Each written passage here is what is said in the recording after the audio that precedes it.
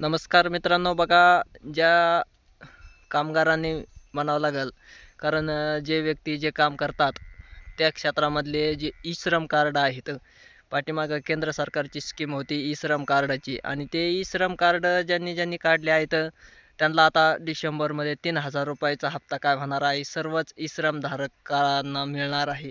म्हणजे ई-श्रम कोणी काढलेले आहेत, मग की जे व्यक्ती ज्या क्षेत्रामध्ये काम करत आहेत, कुणी गवंडी काम करत असतील, कोणी वीटभट्टीवर काम करत असतील, कुणी आणखी एक वेगळ्या वेगळ्या प्रकारचे काम करतात. कुणी ड्रायव्हरिंग करतं, कुणी वेगवेगळ्या प्रकारचे, कुणी शेतीमध्ये काम करतं. असे वेगवेगळ्या क्षेत्रामध्ये जे अनेक लोकं काय केले जातात, काम करतात आणि मग त्यांनी काम केल्यानंतर केंद्र सरकारचा एक पाठीमागं प्रोजेक्ट होता, की ई-श्रम कार्ड सर्वांनी काय करायचे आहे, की जे कामगार ज्या ह्याच्यामध्ये क्षेत्रामध्ये काम करतात त्यांनी काय करायचं आहे, आपला नोंदणी करून घ्यायची आहे. ती फ्रीमध्ये होते केंद्र सरकारची आणि फ्रीमध्ये असल्यामुळं बऱ्याच कामगार लोकांनी कुणी मग इलेक्ट्रिक क्षेत्रामध्ये काम करत असेल, कोणी अनेक क्षेत्रामध्ये आहे, तर कोणी कंपन्यामध्ये असतील, कोणी ड्रायव्हिंग करतंय, कोणी अनेक वेगळ्या कशाच्या, कोणी इटभट्टी म्हणा, ते कलईवाले, त्याच्यानंतर पानटपरीवाले, त्यानंतर आणखीन हातगाड्यावाले, अनेक असे वेगवेगळ्या प्रकारामध्ये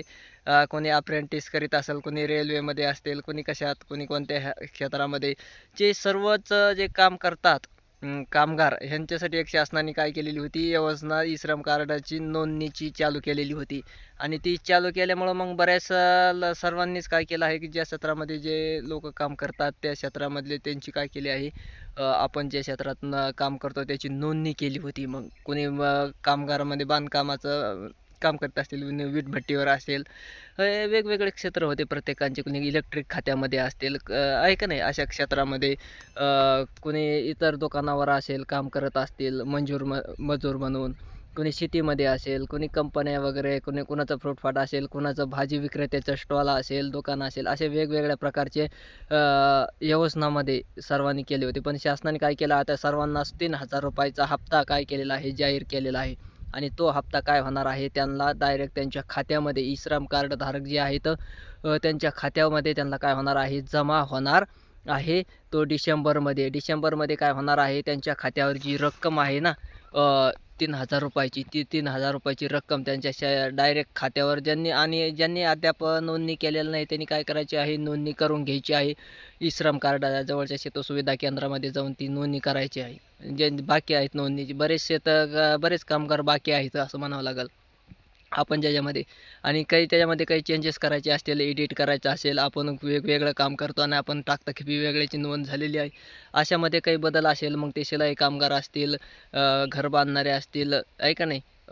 बाकीचे आणखीन आहे ड्रायव्हर असतील, इलेक्ट्रिक क्षेत्रामधील असतील, मग महामंडळामध्ये असतील, अनेक क्षेत्रामध्ये मग वीज कामगार म्हणून जर काम करत असतील, आहे का नाही? त्याच्यामधील ह्या सर्वांनी काय करायचं आहे, आपलं एकदा काय करायचं आहे, आपलं अपडेट करून घ्यायचं आहे. ई-श्रम कार्ड अपडेट करून घेतल्यानंतर मग काय होणार आहे, जी येणारी रक्कम आहे ना महा-डी-बी-टी थ्रू त्यांच्या डायरेक्ट खात्यावर काय होणार आहे, ती जमा होणार आहे. त्यामुळे ज्यांनी ई-श्रम कार्ड नसेल त्यांनी तात्काळ काय करायचं आहे, ई-श्रम कार्ड काढून घ्यायचं आहे आणि त्यांना काय होणार आहे, ₹3000 मिळणार आहे. तर ही कामगाराची योजना आहे. केंद्र सरकारने जवळपास 3-4 वर्षापूर्वी चालू केलेली होती.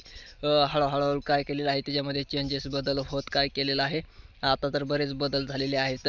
त्यांना हप्त्याची सुद्धा तरतूद केलेली आहे. आता हप्ता जवळपास डिसेंबरमध्ये काय होणार आहे, ₹3000 त्यांच्या खात्यावर वर्ग केला जाणार आहे. ज्यांनी काढलं नसेल त्यांनी काढून घ्या. आपण ज्या क्षेत्रामध्ये काम करतो त्या क्षेत्राची नोंदणी करायची आहे. मग ते पुरुष मंडळी असेल, बाई कोणी बी असेल, स्त्रियांसुद्धा काय करू शकतात त्याच्यामध्ये त्या कार्डामध्ये काम करू शकतात आणि त्याची नोंदणी करू शकतात. ते विनाशुल्क आहे. केंद्र शासनाचा प्रोजेक्ट आहे. विनाशुल्क असल्यामुळं पैसे वगैरे त्याला भरायची गरज नाही, द्यायची गरज नाही कुणालाही. काय आहे ते त्यामुळे जवळचं जे सेतू सुविधा केंद्र असेल तिथं जाऊन तुम्ही काय करू शकतात, 18 वर्षाच्या पुढं 18 ते 65 वर्ष वयोगट त्याला लागतो कामगाराची नोंदणी करण्यासाठी. मग तेवढ्या कालावधीमध्ये तुमचं वय असेल तर तुम्ही काय करायचे आहे, तात्काळ आपली नोंदणी करून घ्यायची आहे. तुम्हाला काय होणार आहे, ही रक्कम थेट तुमच्या बँक अकाउंटमध्ये जमा होणार आहे. महा-डी-बी-टी थ्रू जे राहिले असतील त्यांनी तात्काळ जाऊन आपली ई-श्रम कार्डाची नोंद करायची आहे. तुम्ही ज्या क्षेत्रामध्ये काम करतात, मग ते शेतीमध्ये असेल, आणखीन तुमचं कोणतंही क्षेत्र असू द्या, अप्रेंटिस म्हणा, ITIचं कोणतंही असू द्या, इलेक्ट्रिक क्षेत्रात असेल, इटभट्टीवर कामाला असताल, त्यानंतर तुमचा पान ठेला असेल, आणखीन इतर कोणते दुकानं असतील, त्यांनी सर्वांनी काय करायचं आहे, ते कार्ड काढून घ्यायचं आहे. तुमचा निधीची काय झाली आहे, तरतूद झालेली आहे. तुम्हाला काय होणार आहे, थोड्या दिवसात 3,000 रुपये मिळणार आहेत. धन्यवाद.